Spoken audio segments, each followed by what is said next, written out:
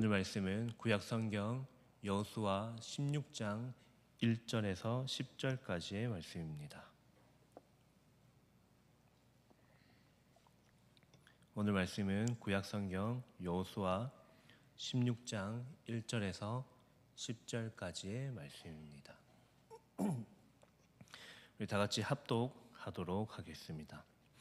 요셉 자손이 제비 뽑은 것은 여리고 샘 동쪽 곳 여리고 곁 요단으로부터 광야로 들어가 여리고로부터 베델 산지로 올라가고 베델에서부터 루스로 나아가 아렉 족속의 경계를 지나 아다롯에 이르고 서쪽으로 내려가서 야블렛 족속의 경계와 아래 베도론의 게세렛까지 이르고 그 끝은 바다라.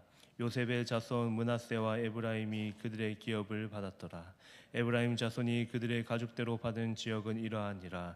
그들의 기업의 경계는 동쪽으로 아다롯 앗단에서 윗 베토론에 이르고 또 서쪽으로 나아가 북쪽 믹므다에 이르르고 동쪽으로 돌아 다하나 실로에 이르러 야노아 동쪽을 지나고 야노아에서부터 아다롯과 나아라로 내려가 여리고를 만나서 요단으로 나아가고 또 다부아에서부터 서쪽으로 지나서 가나 시내에 이르나니 그 끝은 바다라.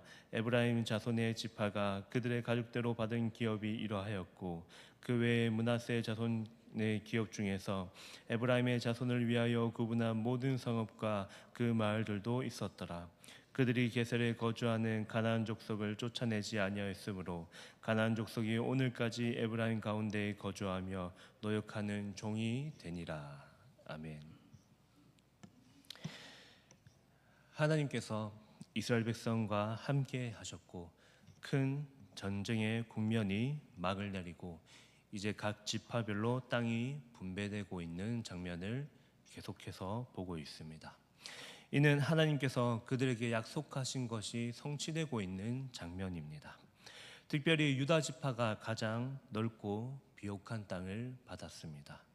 그리고 오늘 우리가 함께 읽은 본문에 등장하는 이 요셉의 자손들, 즉 에브라임과 므낫세 반지파가 기업을 받고 있음을 확인할 수 있습니다. 바로 이 또한 하나님의 약속이 그들 가운데에 어떻게 성취되어 가고 있는지를 우리에게 잘 보여주고 있는 장면입니다. 특별히 오늘 본문을 더 자세히 보시면 요셉 자손은 유다 지파에 이어 두 번째로 기업을 받았습니다. 특별히 에브라임에게 땅을 분배하는 것으로 이야기가 시작되고 있습니다. 조금 특별한 사실이 있다면 오늘 본문 4절을 보면 므낫세와 에브라임으로 언급하며 이 므낫세가 장자임을 보여주고 있다는 사실입니다. 이것이 특별한 이유가 있다면 당시를 살아가는 사람들에게 장자가 땅을 먼저 분배받는 것이 원칙적으로 그 당시에는 옳은 일이었습니다. 그러나 본문에서는 오늘 차남인 에브라임 지파가 땅을 기업으로 받고 있는 것을 확인할 수 있습니다. 이는 과거 창세기 48장 19절에서 언급되었던 에브라임이 더 큰 민족이 될 것이라는 이 야곱이 손을 얹어 주었던 예언적 축복과 약속이 그들에게 성취되어 가고 있음을 확인할 수 있습니다. 이는 우연의 일치가 아니라 인위적인 결정도 아니라 하나님께서 그들에게 약속하신 바를 반드시 성취하시는 신실하신 하나님의 모습을 확인하여 보여주고 계십니다.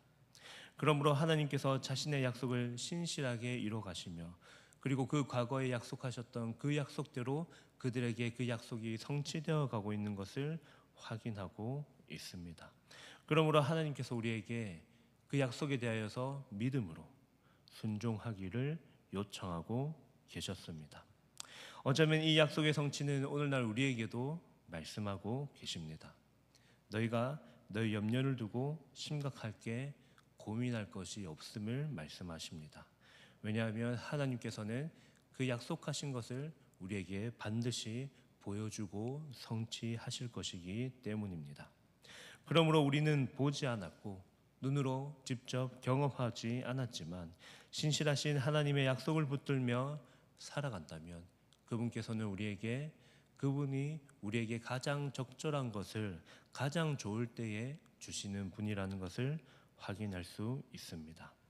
우리에게 진정한 필요한 것이 있다면 하나님의 약속을 믿는 믿음입니다. 이 5절 이후부터 에브라임은 비옥한 토지와 풍부한 자원을 가진 땅을 분배받았습니다. 물론 이 땅도 마찬가지로 그들의 어떤 노력이나 수고로 인함이 아니었습니다. 왜냐하면 그들이 받은 것은 모두 하나님의 선물이었기 때문입니다.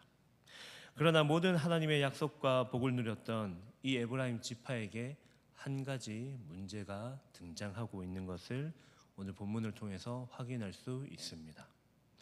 여러분, 오늘 본문은 그것을 무엇이라고 이야기하고 있습니까?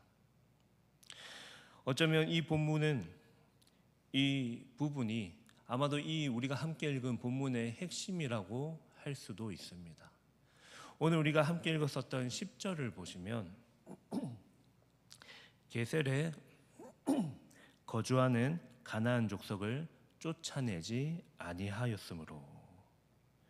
여러분, 이 10절에 등장하는 이 이야기가 무슨 의미를 갖고 있겠습니까?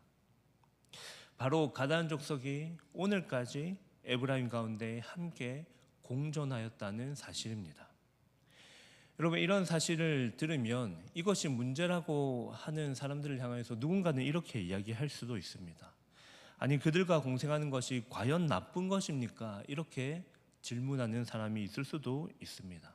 그들이 노예로 지낸다면 그들과 함께 지내는 것도 나쁘지 않은 것이 아니냐고 이야기할 수도 있습니다. 그러나 하나님께서 이스라엘 백성과 약속하셨던 것은 모든 가나안 족속들을 진멸하고 완전히 쫓아내라고 말씀하셨다는 사실입니다. 왜냐하면 그 땅을 하나님께서 그들에게 약속하신 땅이었기 때문입니다. 나아가 이 땅에서 그들을 몰아내는 것은 마치 우리의 마음속에 있는 죄악을 몰아내는 것처럼 그들 가운데 있는 모든 악한 것들을 몰아내라는 하나님의 약속이었기 때문입니다. 여러분, 그들이 이제껏 전쟁에서 승리할 수 있었던 이유가 무엇이었습니까? 그들의 군사력입니까? 아니면 그들이 엄청난 전략을 갖고 있어서 그 모든 전쟁을 승리할 수 있었습니까? 당연히 아닙니다. 그들이 전쟁에서 승리할 수 있었던 것은 하나님께서 그들과 함께 하셨고 승리하도록 인도하셨기 때문입니다. 즉, 약속을 받은 사람의 믿음을 통하여 하나님께서는 약속의 성취를 목도하게 하셨습니다. 그러므로 그들은 하나님께 비옥한 토지와 약속의 성취를 맛보았지만 하나님의 약속을 온전히 신뢰하지 못하는 잘못을 저질렀다는 사실입니다. 우리는 이 땅을 정복하기 전으로 돌아가 하나님의 약속의 말씀을 기억해야 합니다. 무엇이었냐면 하나님께서 약속하신 땅을 정벌하라고 선포하셨을 때에 그냥 적당히, 그리고 우리 눈에 좋아 보이는 것들만 남겨두고 정복하라는 것이 아니었습니다. 가나안에 살던 모든 족속을 완전히 쫓아내고 진멸할 것을 선포하셨습니다. 그러나 에브라임 지파는 모든 가나안 족속을 진멸하지 않았습니다. 이유가 무엇이겠습니까? 여러분, 에브라임에게는 군사력이나 전략이 부족했다고 말하지는 않습니다. 더 중요한 사실이 있다면 그들에게 전쟁은 단 한 번도 군사력이 뛰어나거나 위대한 전략가들이 있어서 승리한 것도 아니었습니다. 다만 그들에게 진정한 승리를 가져다 줄 수 있었던 것은 그들의 믿음이었습니다. 하나님의 약속이 신실하게 성취될 것이라는 믿음이었습니다. 그들에게 믿음에는 다른 것들로 스스로 이겨낼 수 있는 그 어떠한 방식도 존재하지 않았습니다. 여러분, 하나님께서는 그들에게 하나님의 말씀에 완전히 순종하길 원하십니다. 어쩌면 지금을 살아가는 우리에게도 마찬가지입니다. 우리는 그리스도인입니다. 우리는 하나님의 말씀을 지키며 따라 살아갑니다. 비록 우리가 하나님의 말씀을 100% 지키지 못한다고 할지라도 우리의 연약함을 알지만 우리는 하나님의 말씀을 따르기 위해, 그리고 그 하나님의 약속을 믿고 따르는 그리스도인이기 때문에 우리는 그 하나님의 약속을 믿음으로 따라 살아가는 성도들입니다. 마찬가지로 하나님께서는 우리 안에 모든 죄악을 제거하기 원하십니다. 세상과 타협하며 한 발은 하나님 나라에 한 발은 세상에 걸쳐두는 것을 하나님께서는 극도로 싫어하십니다.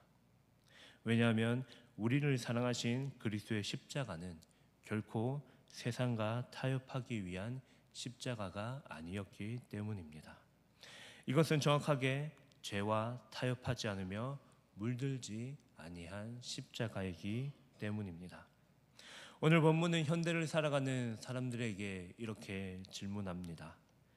여러분, 하나님께서 자신의 약속을 십자가에서 완성하셨는데 여러분이 죄와 타협하며 살아가는 것은 그리스도의 십자가를 진정으로 신뢰하며 살아가는 것입니까? 사랑하는 성도 여러분, 하나님께서 우리에게 요청하고 계십니다. 죄에 대하여 철저히 분리되어 거룩함과 의를 따르는 하나님의 약속의 말씀에 신실한 백성으로 살아가기를 우리에게 요청하고 계십니다. 이제 말씀을 맺겠습니다. 오늘 우리에게 주어진 하루의 삶 속에서도 죄와의 공존이 아니라 죄와 철저히 분리되어 하나님의 거룩함과 의를 따르며 살아가시는 그리스도인 되시기를 소망합니다.